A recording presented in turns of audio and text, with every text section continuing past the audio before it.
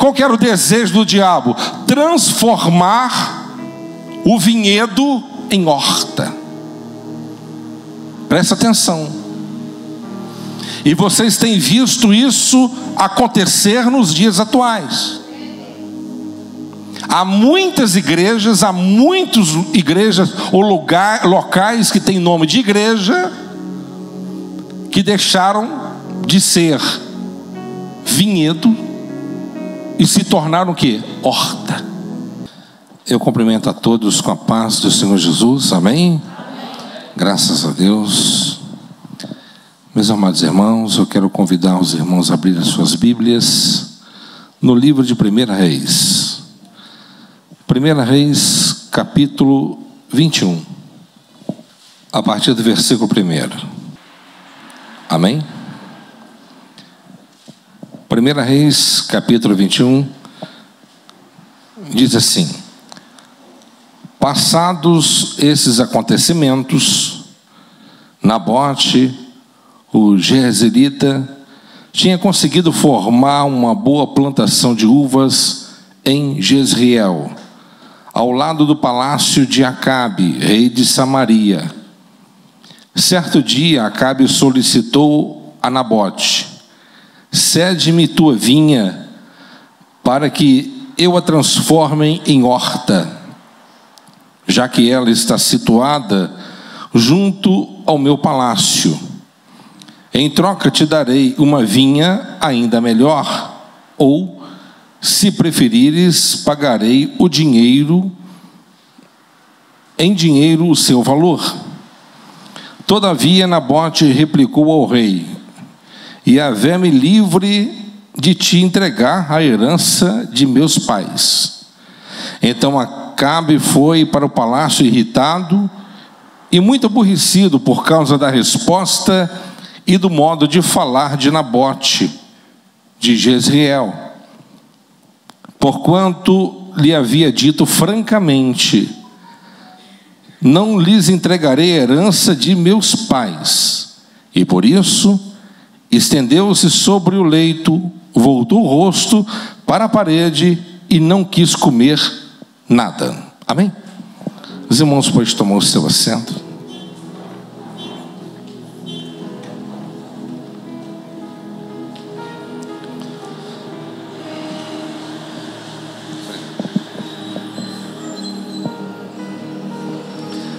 Meus amados irmãos, estamos aqui diante de uma passagem muito conhecida, onde nós poderemos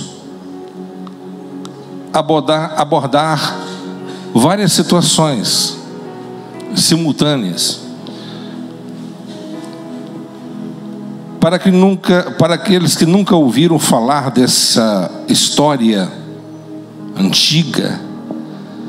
Esse fato ocorreu aproximadamente 2.850 anos atrás, há muito tempo. Porém, é uma história relevante, ensinamentos importantes, e mesmo que essas pessoas tenham passado por este mundo há tantos anos, nós podemos extrair lições atualíssimas para nossas vidas atuais, para o nosso tempo atual. E aqui, meus amados, o Senhor, Ele fala sobre Nabote. Nabote, que tinha uma vinha, cuja sua vinha ficava ao lado de um dos palácios, ou a casa de verão que o rei tinha. E essa vinha era uma vinha que passava de família, de pai para filho, assim sucessivamente. No livro de Levítico diz que a herança não pode ser vendida para outra pessoa que não seja da família. A única pessoa, ou as únicas pessoas que poderiam talvez se apossarem desta herdade, seriam aqueles que eram da mesma família, mesmo assim seguindo uma série de protocolos de acordo com a lei de Deus. Então aqui a Bíblia diz que Acabe, a Bíblia diz que até nos dias de Acabe nunca houve um rei pior do que ele. Depois vieram outros, mas até ele nunca houve um homem pior do que ele. E Acabe, ele tinha casado com uma mulher chamada Jezabel, filha de Etibaal, rei de Tiro. E essa mulher era uma mulher que controlava todas as situações. E Acabe, talvez por falta de liderança ou comodidade, achava confortável que assim fosse. E quando ele foi surpreendido com a palavra dura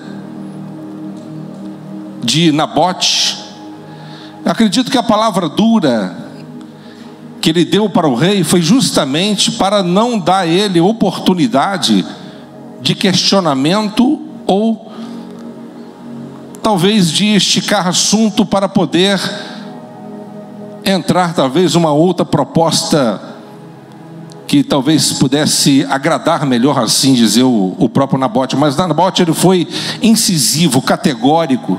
Ele afirmou: que Deus me perdoe, jamais eu vou vender isso.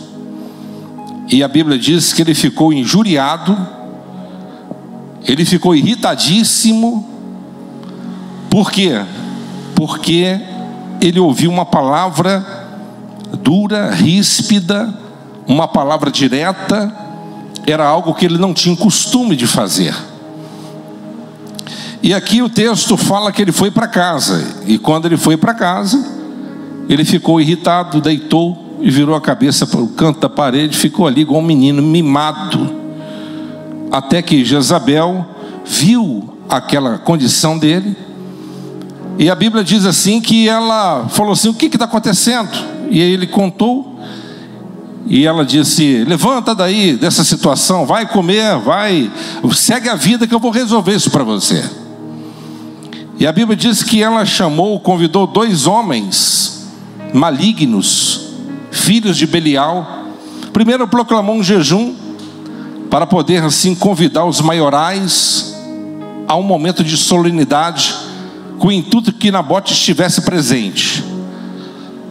Ao mesmo tempo, ela pegou e contratou 2 homens malignos, filhos de Belial, que no momento daquela solenidade eles pudessem falar abertamente, acusando Nabote de blasfêmia contra Deus e contra o próprio rei. E assim ocorreu. E a Bíblia diz que Nabote, ele foi apedrejado. E não foi só Nabote que morreu. Os filhos também de Nabote morreram também. No livro de 2 Reis, capítulo 9, versículo 26, diz assim: tão certo como vi ontem à tarde o sangue de Nabote e o sangue de seus filhos, diz Yahvé, o Senhor. Porque se Nabote não estivesse presente, os filhos iriam sucedê-lo na herdade. Então ela mandou matar todos aqueles que pudessem assim se apropriar legitimamente, juridicamente daquela herdade. Então ela tomou a herança, tomou aquela terra e chegou perto de Nabote e disse: olha, já está resolvida a situação, levanta daí logo e vai para lá tomar posse da sua vinha, já está tudo resolvido, Nabote já não existe mais. E a Bíblia diz que ele rapidamente se levantou e saiu correndo e foi lá para a vinha tomar posse dela, colocar o seu marco ali. E naquele mesmo momento Deus estava manifestando a glória e a presença dele na vida de Elias. Enquanto Nabote estava ali se deleitando como uma criança que recebeu um presente novo,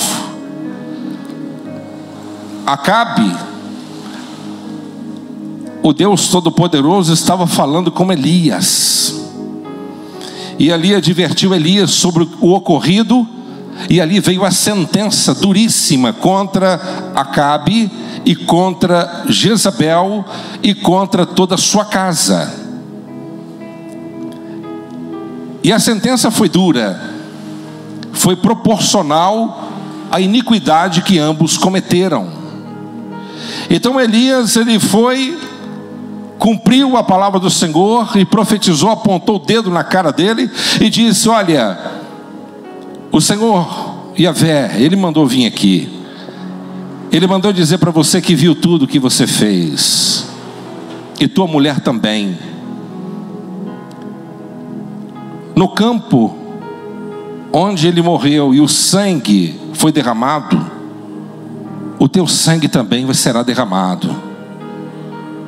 E os cães beberão do seu sangue.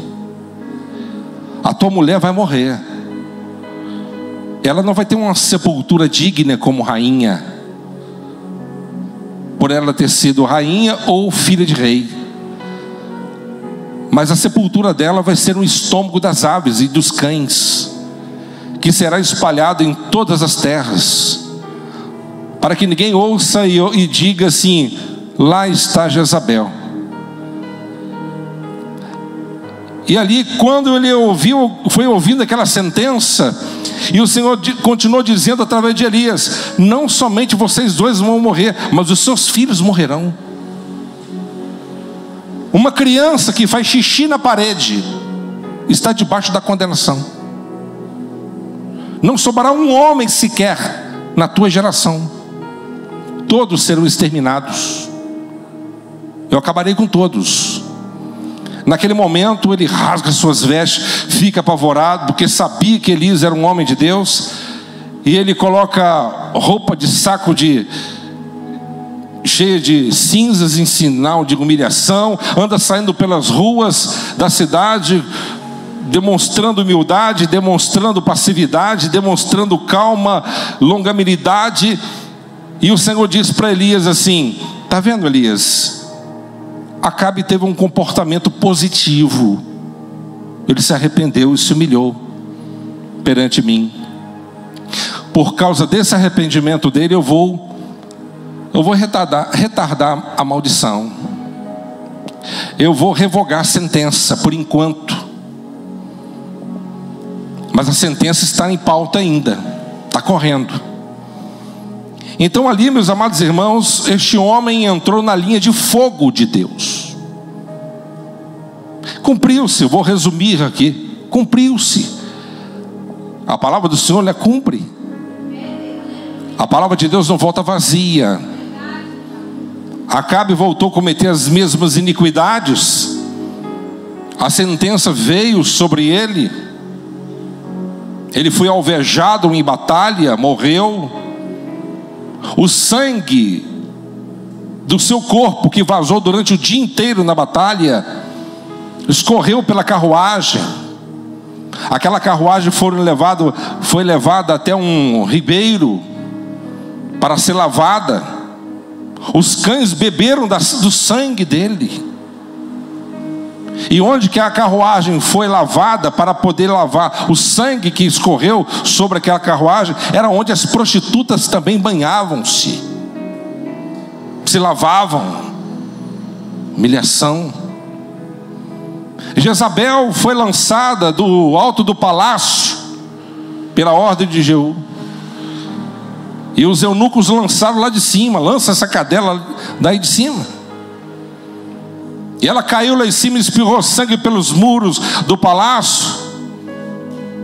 Ele passou pela carruagem, com a carruagem em cima dela, para conferir se realmente aquele diabo tinha morrido. Mas quando ele voltou, os cães, as feras, consumiram boa parte do seu corpo. Só ficou a caveira. Somente as mãos, a cabeça e a planta dos pés, os cães não tocaram. Acredito eu que a cabeça é onde que maquina todos os maus pensamentos. A mão é onde que está carregada as obras. E os pés é aqueles que caminham em direção à maldade e perversidade, nem os cães quiseram. Então essa família foi completamente destruída pela sentença do Altíssimo. Então eu aprendo, em primeiro lugar, que o nosso Deus, Ele é justo. Ao mesmo tempo Ele é misericordioso. Mas a sua misericórdia há um limite. Há um limite. Vamos lá. É apenas uma pequena introdução aqui. Dentro do texto não falei nada novo. Só apenas repeti algumas coisas aqui. Quando eu leio esse texto, a história deste homem que foi morto injustamente, eu aprendo pelo menos aqui 3 lições básicas. Como nós devemos lidar com a inveja. Nós devemos, em segundo lugar, valorizar a herança que Deus nos deu. Amém? Ele preferiu a morte do que barganhar com a herança. Nós não podemos barganhar com aquilo que Deus Ele tem nos dado. O direito de primogenitura, como o irmão de Jacó ele fez. Ele barganhou e andou pelo caminho da perversidade, caminhou pelo caminho dos malignos e não foi honrado pelo Senhor. E aqui nesse texto nós observamos que Deus Ele age com o quê? Com justiça e ao mesmo tempo misericórdia. Ele é misericordioso. Amém? Então, meus amados irmãos, Deus não importa o nível de pecado que o indivíduo possa ter cometido. Se arrepender verdadeiramente, Deus Ele revoga a sentença e perdoa, porque Ele é amor. Mas se nós decidirmos continuar vivendo no caminho da iniquidade, certamente nós colheremos também dos malefícios. Eu quero que vocês prestem atenção numa coisa, num ponto aqui dessa mensagem. Eu vou começar a mensagem agora. Diz assim, o versículo que nós fizemos a leitura, versículo 2. Certo dia Acabe solicitou a Nabote: cede-me tua vinha para que eu transforme em horta. Ele não queria a vinha para poder utilizá-la no mesmo segmento. Ele queria a vinha para transformá-la em horta. E é muito importante nós entendermos que no campo espiritual a vinha, ela representa o reino de Deus, a obra de Deus, representa a igreja de Deus.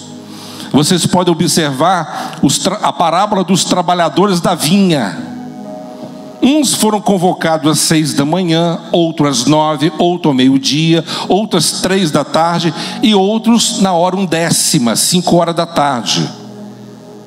Cada chamado desse representa uma dispensação, uma fase na história da igreja, tanto patriarcal até nos dias atuais, como nós somos a igreja contemporânea, a igreja do arrebatamento. Quem faz parte, diga glória a Deus. Então, qual que era o desejo do diabo? Vou dizer assim, porque Acabe ele era um demônio, era um diabo. Qual que era o desejo do diabo? Transformar o vinhedo em horta. Presta atenção. E vocês têm visto isso acontecer nos dias atuais. Há muitas igrejas ou locais que têm nome de igreja, que deixaram de ser vinhedo e se tornaram o quê? Horta. Horta. Por quê, pastor? Porque, primeiro, que a horta, quem planta uma horta, o retorno é rápido. Amém? Você planta um pé de alface, em quanto tempo tu vai colher um pé de alface? Hein, Joel? Você que é um agricultor lá na sua propriedade. 3 meses? Não dá isso. Você planta ali, pega um mudinho de alface e coloca em 30 dias. Uma terra boa, equilibrada, já está produzindo.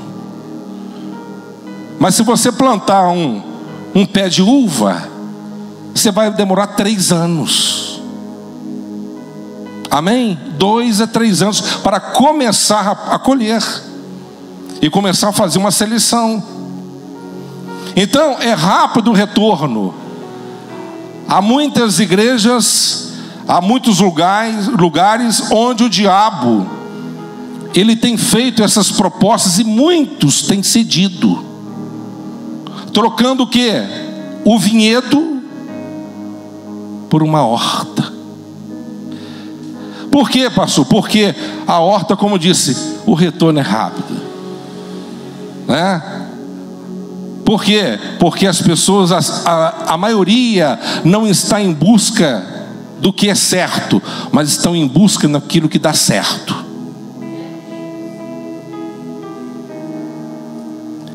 E há muitos pregadores, muitos pastores que não estão em busca de discípulos, estão em busca de quê? Seguidores. O resultado é uma geração que conhece frases de efeito, mas não conhece a palavra. São mensagens que levam ânimo por alguns dias, mas não transforma o caráter. Então nós precisamos de entender que quando nós lemos o texto, a escritura, ela quer dizer muito mais do que aquilo que nós pensamos. E quando nós observamos nesse contexto, dessa explicação, a horta, ela tem um baixo investimento. Sim ou não? É um baixo investimento. E vocês podem observar que esse tipo de segmento, o investimento é pequeno, é baixo. Palavras sem teor, palavras vazias, julgadas ao vento. Palavras motivacionais, encorajadoras. Você pode, você tem poder. Mas aquele que está cultivando o vinhedo, ele não disse você tem poder, mas Cristo tem poder. Você poderá vencer, não. Tudo posso naquele que me fortalece. É diferente. Então, quando um indivíduo planta uma horta, existem as vantagens. No entanto, segmentos que ladeiam por esse caminho, eles estão em busca de retorno rápido, estão em busca de baixo investimento. Baixo investimento fala nada de oração, nada de jejum, nada de consagração, nada de teologia, nada de pregar a Bíblia expositivamente, nada disso. Baixo investimento. É apenas você decorar, você aprender a ter uma boa retórica e fazer uma boa aplicação, levando ao povo aquilo que você quer apresentar para eles, que estão em busca realmente. Mas existem também as desvantagens. Por quê? Porque a desvantagem daqueles que querem cultivar uma horta espiritual, vamos dizer assim, dá muito trabalho. Porque uma igreja cheia do Espírito Santo, ela não dá trabalho. Pode perceber, crente que dá trabalho é crente sem o Espírito Santo, que são vazios, vivem caminhando em corda bamba, sempre dando problema. Sempre dando problema. Por quê? Não são firmes. É como o joio e o trigo. Na parábola do joio e do trigo, o Senhor da terra mandou arrancar o joio? Não. Por quê? porque o joio é uma erva daninha. As raízes dele emaranha, agarra, entrelaça na raiz do trigo. No entanto, se você arrancar o joio, a raiz garrada ali, ela acaba arrancando o trigo também. Mas a Bíblia diz que naquele grande dia, o Senhor fará a separação entre o joio e o trigo, entre aquele que serve a Deus e aquele que não serve. Quem me compreende aqui nessa noite? Então, quem cultiva uma horta dá muito trabalho. E nós temos cultivado aqui, buscado cultivar um vinhedo. Cadê aquele que faz parte do vinhedo? Já chegou aqui? Amém? Aquele que cultiva uma horta tem um problema. É o fato de perecer com facilidade. Amém? Você pega ali uma hortaliça, perece rápido. Não perece ou não perece? Se tu não usar certas hortaliças ali com uma certa rapidez, ela envelhece, ela estraga com muita rapidez. No entanto, você pode tomar um vinho envelhecido, aqueles que bebem, vinho que custa fortunas, de 40, 50 ou mais anos, em adegas apropriadas. Amém? No entanto, olhando pelo lado espiritual, nós observamos que uma igreja no modelo de horta é aquele povo que perece com facilidade. Por quê? Ele não tem raiz profunda. Ele não está na igreja por causa de Jesus, está na igreja por causa do pastor. Ele não está na igreja por causa de Jesus, está na igreja por causa da irmã, do irmão, da amizade. Por isso, ali está sugando a seiva do outro.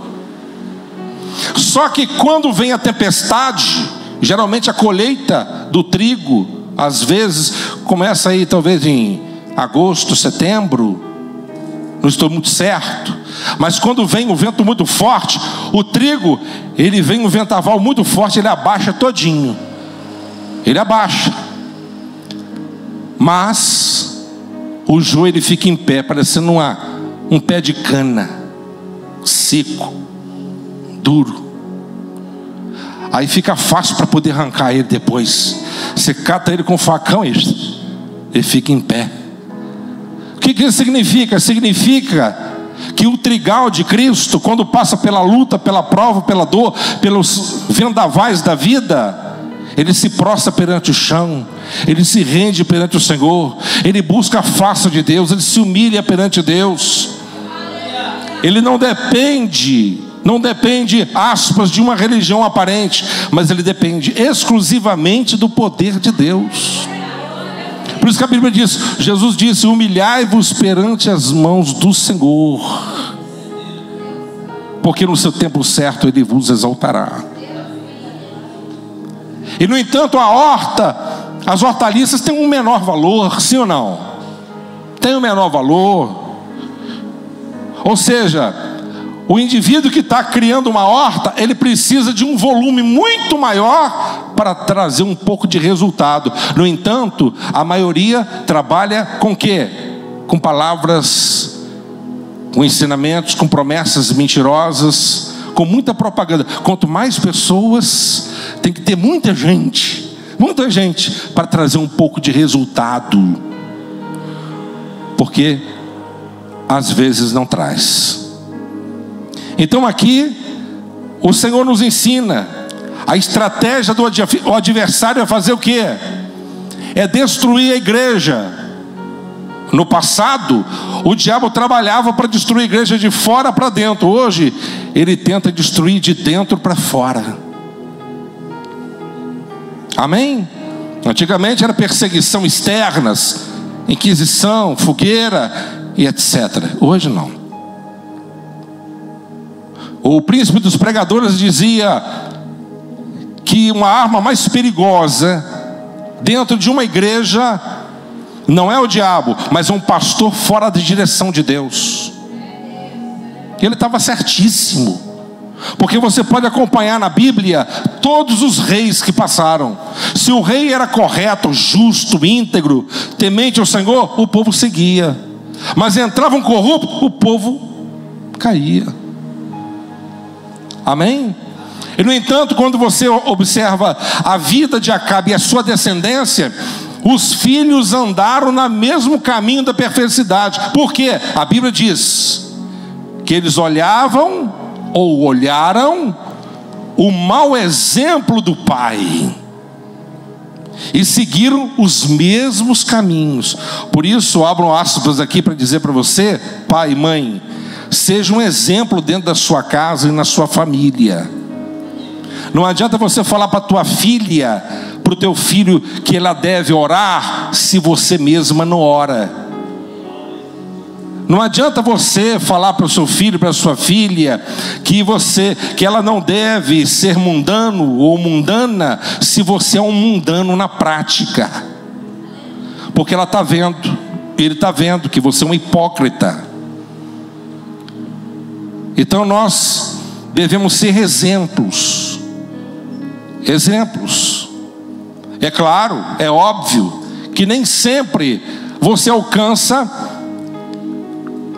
matematicamente, né, o sucesso em todas as questões. Às vezes tem homens de Deus, mulheres de Deus, que têm andado dando bons exemplos, mas nem todos seguem os bons exemplos. O próprio Deus, o diabo é filho de Deus ou não é? É filho por criação, mas ele seguiu? Não. Não é? Vocês podem observar que alguns homens na Bíblia que foram homens muito retos, como Samuel, mas os únicos 2 filhos homens que ele teve, juízes corruptos, desonestos, pessoas intragáveis, e foram mortos no meio da batalha. Amém? Então a vinha, vamos falar da vinha, falamos da horta, a vinha, pastor, e a vinha? Por que o inimigo tem uma raiva? Ele quer destruir a igreja, ele quer destruir a vinha do Senhor. Por quê? Porque o produto, vamos dizer assim, alegoricamente, ele agrega maior valor. Amém? O valor espiritual na vida do indivíduo. O diabo não vai lutar com aquele que já é dele. Amém? Então uma igreja bíblica comprometida com a verdade, não tenha dúvida, o inimigo vai investir com peso, mas o nome do Senhor continuará sendo glorificado. Sabe por quê? Porque a Bíblia diz que as portas do inferno não prevalecerá contra a obra do Senhor. Amém? Então a Bíblia diz que existem também vantagens de você fazer parte desse vinhedo. Por quê? É a durabilidade. Como eu já disse aqui, as hortaliças estragam rápido. Por quê? Não tem raiz profunda. Quantos centímetros de profundidade tem um pé de alface? 30 centímetros, 20, 30 centímetros, né? Mas em uma vinha, 1 metro. Ou seja, Jesus ele disse que nós devemos construir a nossa casa onde? Na rocha. Na rocha. Por que vocês acompanham que o Senhor disse que o crente também é comparado com uma palmeira? Por que a palmeira? Porque a palmeira ela tem raiz profunda, e a palmeira ela gosta principalmente onde que tem pedregais. Ela vai aprofundando. Quando ela acha que tem pedra em volta, as raízes vão emaranhando entre elas, que pode vir um furacão. Pode pegar vídeos que aconteceu nos maremotos na Indonésia, arrancou resort, arrancou tudo pela frente, mas as palmeiras ficaram de pé. Raízes fortes, profundas, bem entrelaçadas. Ou seja, aqueles que pertencem ao vinhedo de Deus, ele tem durabilidade, porque a palavra do Senhor nos garante que nós seremos preservados para sempre. Quem está me entendendo? Tem desvantagem? Tem. Porque o crescimento não é da noite por dia. Assim como o retorno espiritual, você ganha uma pessoa para Jesus. Irmão, leva tempo, sim ou não? Tem pessoas que têm 10, 15 anos de igreja, mas têm agido como criança até hoje. Tem ou não tem? Tem. Tem agido como neném. Comportamento infantil até hoje. Ou seja, tem que passar pelo teste do tempo. Então, a igreja autêntica, verdadeira, ela prega a verdade. Ela tem que transmitir a verdade. Amém? Ainda que o número não venha a ser tão expressivo, mas nós temos que fazer o que o Senhor Deus, Ele manda que nós venhamos fazer. Amém? Nós precisamos de ter o que? Dedicação. O Senhor Jesus disse: se a árvore não deu fruto, eu vou pedir mais um tempo o viticultor, eu vou cavar em volta, vou jogar nutrientes nele. A vida não está dando resultado, vamos perseverar, vamos insistir, vamos investir mais um pouco, vamos cavar, vamos orar mais, vamos ensinar mais, vamos doutrinar mais, mas nós não podemos desistir. Ou seja, por que esses tais não trabalham dentro desse prisma espiritual? Por quê? Porque é necessário mais conhecimento técnico. Qualquer um planta um pé de couve, qualquer um planta um pé de alface, mas você não consegue plantar um pé de uva e obter resultado. Na árvore lá na sua casa lá, talvez você poda ela com facão, com serrote, com uma foice. Mas a vinheta não, é com alicate, com carinho, um jeito. Tem uma ciência aí. Ou seja, para você conduzir uma obra de Deus no molde de um verdadeiro vinhedo, é necessário conhecimento profundo da palavra, para que o povo possa ter um aprofundamento, para que as raízes possam estar bem fundamentadas na verdade. Porque uma igreja bem fortificada, pode passar o vento que for, eles ficam firmes, eles ficam de pé. Amém? Então, assim como no campo da agricultura é necessário um grande conhecimento técnico para poder trabalhar dentro desse modelo de vinhedo, assim também a obra de Deus é necessária. Por isso que Paulo disse a Timóteo: o obreiro tem que ser um obreiro preparado, que não tenha o que se vergonhar e que maneja bem o que? A palavra da verdade. Tem que ter conhecimento. Isso é necessário o quê? Tempo, dedicação. Amém? Glória a Deus. Vamos lá. E o Senhor Deus, Ele disse, Ele respondeu: porque falei a Nabote, o jezreelita, vende-me a tua vinha, ou se preferires te darei em troca outra vinha. Mas ele prontamente retrucou: não entregarei a minha vinha. Irmãos, a obra de Deus, ela é inegociável. Amém? Nós não podemos negociar com aquilo que é de Deus. E tem muitos negociando a obra de Deus com o quê? Com política, com vantagem. Amém? Com vantagem. Nós não podemos negociar com as coisas do eterno Deus, porque a obra não é nossa, é dele. E um dia Deus nos pedirá conta. Quantas pessoas aí, quantos pastores, quantos líderes envolvidos nesse campo aí estão envergonhados?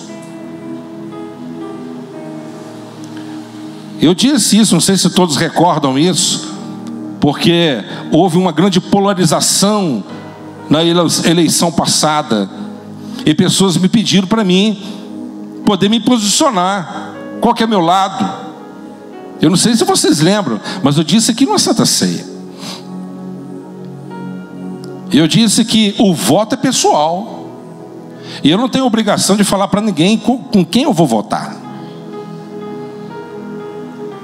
Apesar de ter um pouco conhecimento muito raso no campo da política, eu tenho os 3 livros do Enéas, já faleceu, doutor Enéas, que ele escreveu. Mas eu não fui chamado para isso. Eu fui chamado para pregar a palavra.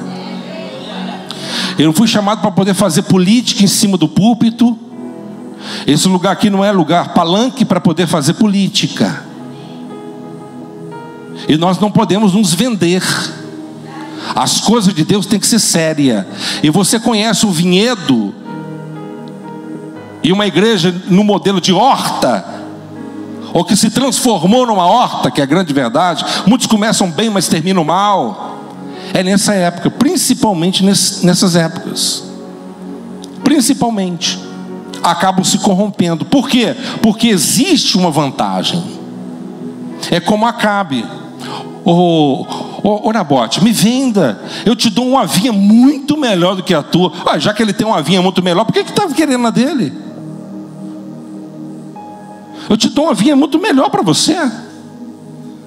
E se você achar por bem, dê o preço, fala quanto que tu quer, eu te pago, né? Mas nós temos que ter o que? Caráter. Amém, pessoal? É como Eliseu. Eliseu é um dos homens que eu mais admiro na Escritura Sagrada, dos profetas. Por quê? Porque ele era um homem muito íntegro, muito correto, um homem que recebeu uma oferta de uma carroça cheia de ouro. Eu fiz o cálculo esses dias pregando sobre esse texto. Deu mais de 50 milhões, uma fortuna. Foi 50 milhões na nossa moeda de hoje, só o ouro, sem contar a prata, sem contar 10 vestes festivais, que na Quinta Avenida em Nova York custa $10 mil uma veste festival. Ele recebeu uma fortuna de Naamã por ter curado a lepra dele. E sabe o que ele falou? De forma nenhuma. A conversão de Naamã não se deu somente na cura da lepra, mas no testemunho do profeta. Já que você não quer aceitar uma carroça de ouro, pega 1 quilo. 1 quilo de ouro, o que? 600 mil hoje. Já pensou? 1 quilinho, então pega 1 quilo para falar que você não pegou nada. Falei, de forma nenhuma, quem te curou foi Deus. Se porventura a tua enfermidade tivesse cura, você não tinha pago por ela? Não fui eu que te curei, foi Deus que te curou. Não tem preço? A sua vida tem? Não. Claro que não. E ali o Naamã maravilhado, que integridade, que homem, né? Que honradez, que homem de Deus. Não aceitou nada, absolutamente nada. Já que você não quer aceitar nenhum presente meu, eu te peço um presente. Eu falei assim, diga que você quer mais alguma coisa, diga. Me dê 2 carroças de terra, para que eu possa levar para o meu país, porque eu vou fazer dessa terra um altar. Porque a partir de hoje, eu vou só apresentar ao único verdadeiro Deus oferta e sacrifícios. Então houve a conversão. Meus amados irmãos, nós estamos passando momentos difíceis nessa transição que a humanidade está vivendo. E não permita que o seu coração se entristeça pelo nível de escândalo que está acontecendo, porque hoje você liga o seu telefone e só tem escândalo. Pastor adulterou, pastor roubou, pastor fez isso, violentou, estrupou criança, fez de tudo. Eu estou falando do nosso lado, tá? Do outro lado de lá também tem. E isso não pode servir de excusa para ninguém aqui. Por quê? Porque Jesus, ele já nos advertiu. Não adianta queremos usarmos isso de desculpa. Não quero saber de igreja mais, não quero saber de pastor, não quero saber de igreja, não quero saber de ser crente, porque eu tive uma decepção. Isso é desculpa sua, que você está querendo um pé para poder viver uma vida mundana. E o mesmo caminho que ele está indo, tu vai também, para destruição, se você continuar assim. Às vezes parece que estamos sozinhos. Irmãos, cada pastor que eu admirava, caídos, e quando eu ouvi os pecados que eles cometeram, eu fiquei, meu Deus, como pode? Dá para ficar assustado, principalmente numa pessoa que você admira. É coisa horrenda, coisa absurda, que às vezes nem ímpio faz, sabe? Então nós devemos entender o seguinte: às vezes a síndrome de Elias, às vezes assalta o nosso coração, a nossa mente, a nossa consciência. Pensamos que às vezes estamos sozinhos. Morreu todo mundo, só eu estou aqui, meu Deus. E Deus falou assim: fica tranquilo, né? Você não é o único fiel, não. Existe ainda 7.000 que não se dobraram perante Baal. Estão comendo pão e bebendo água, mas na fidelidade, na integridade, na honestidade. Quem me entende aqui nessa noite? Então, resumindo em miúdos, eu disse que a mensagem, ela pode ser pregada em vários pontos, sabe? Mas eu quero que vocês guardem uma coisa no seu coração: não negocie o direito de primogenitura, não negocie com a sua herança. Porque algumas pessoas, o diabo quer negociar. Ele quer te oferecer uma prostituição, ele quer te oferecer dinheiro, ele quer te oferecer muito conforto e muito lazer para poder distanciar você da sua comunhão. Ele fará de tudo. Irmão, Jesus não disse que o diabo mentiu não, tá? Quando estava lá no capítulo 4 de Mateus, quando o diabo disse para ele: ó, te darei o mundo se me prostrar e me adorar. Jesus não disse: você está mentindo, você não tem poder de fazer isso. Ele não disse isso, não. Pelo contrário, Jesus disse assim: mas está escrito, só a Deus adorará e só a Ele prestará culto. E tem muitas pessoas se corrompendo nos nossos dias atuais. Eu quero que os irmãos entendam que é muito bacana, muito importante que cada um de nós venhamos alcançar as bênçãos de Deus, mas as bênçãos de Deus não pode ser superior ao Deus da bênção. A bênção, amém, glória a Deus, mas o Deus abençoador nós não podemos abrir mão, irmão. É o nosso bem maior, é a nossa maior herança, amém? É a nossa maior riqueza. Este homem foi apedrejado, mas não foi apedrejado como imundo, como um profano, como quebrador de lei, como injusto. Ele morreu como íntegro, morreu como um homem. Os filhos morreram a pedrada, morreu como homem. Não morreram como moleques, morreram como homens, homem de Deus. E nós encontraremos eles lá no céu. Mas Acabe está queimando no inferno. Se não converteu, está lá.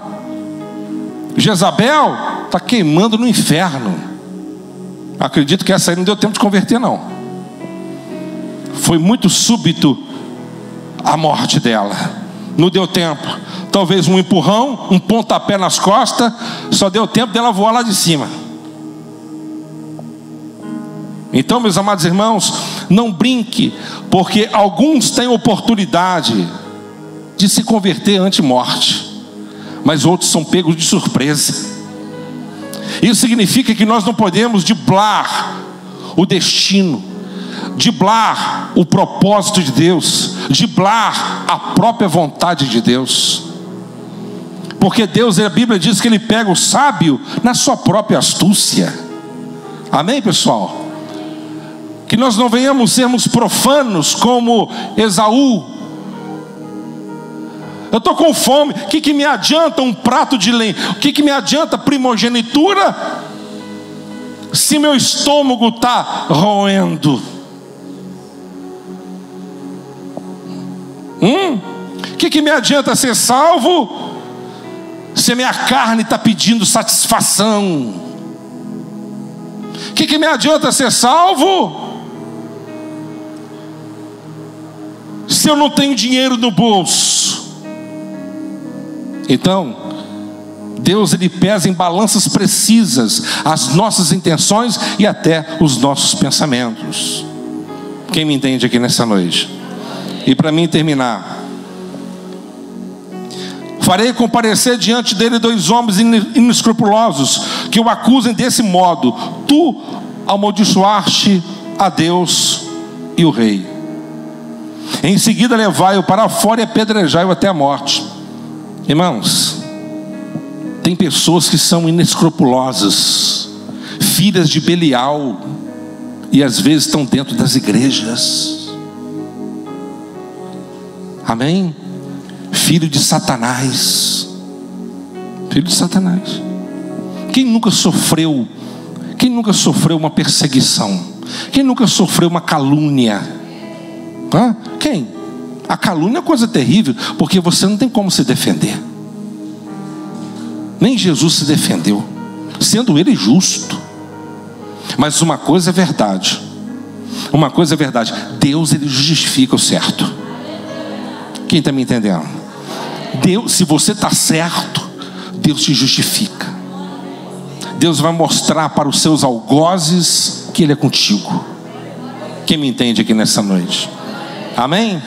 Então aqui eu aprendo que nós enfrentaremos o inferno aqui na terra. Perseguição, crítica, calúnia, defamação.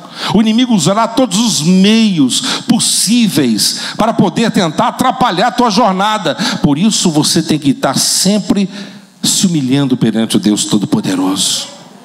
Porque haverá momentos que não vai ter pastor, que não vai ter marido, que não vai ter esposa, que não vai ter ninguém. Vai ter você e o diabo e a tua fé. E você vai ter que enfrentá-lo. Amém? Tem que enfrentá-lo pelo poder da fé, do conhecimento da palavra, um aprofundamento em Deus, porque o Deus de Nabote é o nosso Deus. Demorou? Demorou. Mas Deus, Ele fez justiça? Sim ou não? Fez. Deus, Ele fez justiça. Deus, Ele fez justiça. Deus, Ele fez justiça. Então o nosso Deus de justiça está aqui nessa noite. Ele te deu um bem maior. Você está feliz porque você é salvo? Poxa vida, que legal, né? Já pensou que legal? Você está feliz que você é salvo? Às vezes estou pensando em coisa ruim. Meu Deus, estou com uma dor aqui. Ai meu Deus, está me faltando dinheiro. Ai meu Deus, que prova. Você já parou para pensar? Eu sou salvo. Tem gente com dinheiro vai para o inferno. Tem gente com saúde vai para o inferno. Mas você é salvo em Cristo. Nós somos salvos em Cristo Jesus. Essa é a maior motivação que nós temos. É o prêmio da vida eterna. Então guarde, lute por ela. Amém? Lute pela sua salvação. Preserve a sua salvação. Preserve a sua comunhão com Deus. Preserve a sua intimidade com o Senhor. Nada pode nos separar do amor de Cristo, disse Paulo. Nem a luta, nem a tribulação, nem a espada, nem a fome, nem a dor. Nada, nem a altura, nem a profundidade pode nos separar do amor de Cristo.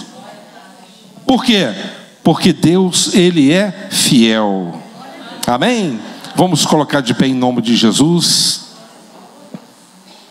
Deus é fiel. Nós vamos fazer uma oração agora. E esse Deus maravilhoso, Ele quer que você valorize o fato de você estar plantado dentro de uma vinha. E o viticultor é Cristo. O nosso Salvador é o Senhor Jesus.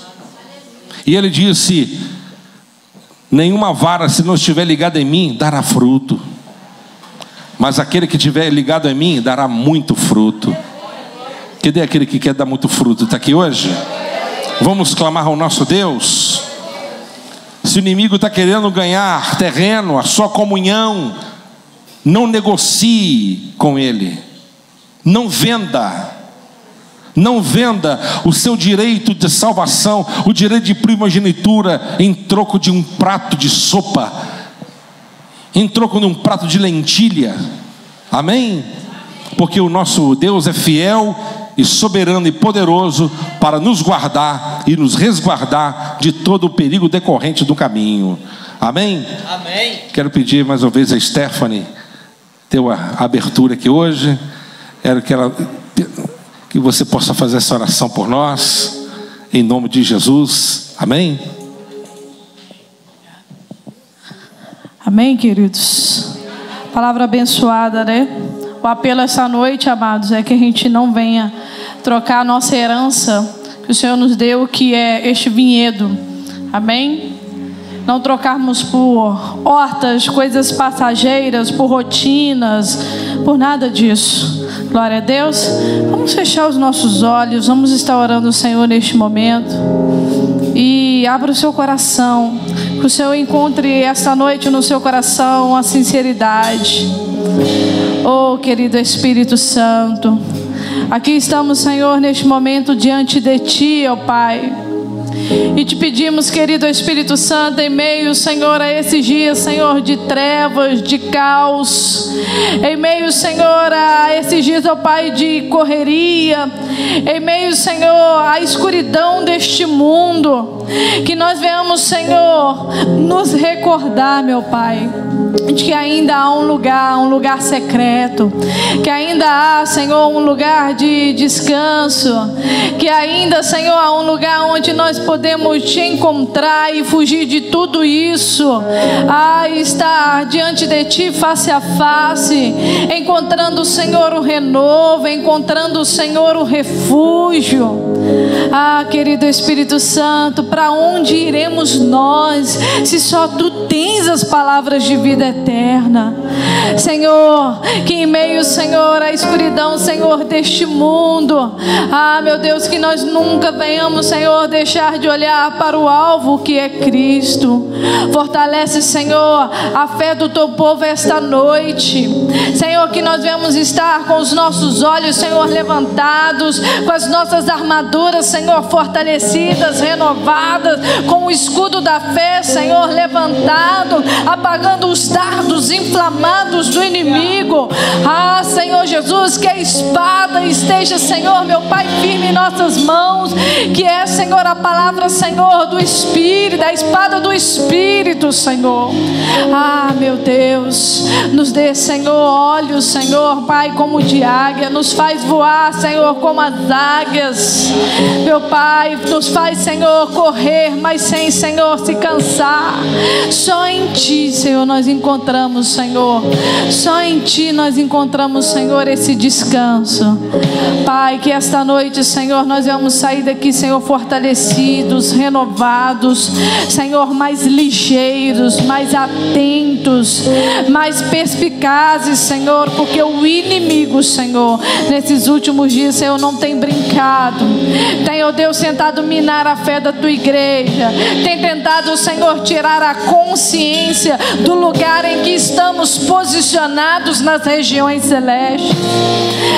Senhor, estamos assentados contigo, Senhor, nós tomamos posse da autoridade que a Tua palavra nos delegou, assentados à destra com Cristo, e liberamos, Senhor, sobre a nossa casa, sobre as nossas causas, sobre as nossas famílias, Senhor, meu Pai. Deus, ali, Senhor, o decreto de vitória, Senhor. Meu Deus, traga para perto, Senhor, os seus, aqueles que estão afastados. Traga, Senhor, para perto também, Senhor, aqueles que estão dentro da casa, mas estão frios, estão descrentes, desacreditados, afastados. Deus, aqueça nossos corações. Oh, querido Espírito Santo, que venhamos, Senhor, meu Pai, acordar todas as manhãs, ó Deus, e te adorar pelo que tu és, não pelo que tu pode dar, Senhor. Obrigado, querido Espírito Santo, por esta congregação. Obrigado pela vida de cada um dos meus irmãos. Obrigado, Senhor, pela vida, Senhor, do nosso pastor, pela vida da sua família. Que o Senhor venha estar, meu Pai, capacitando e ungindo cada vez mais, Senhor. E assim nós oramos, nós te bendizemos, ó Deus, no nome santo do Senhor Jesus. Amém? Glória a Deus. Eu agradeço a oportunidade, pastor.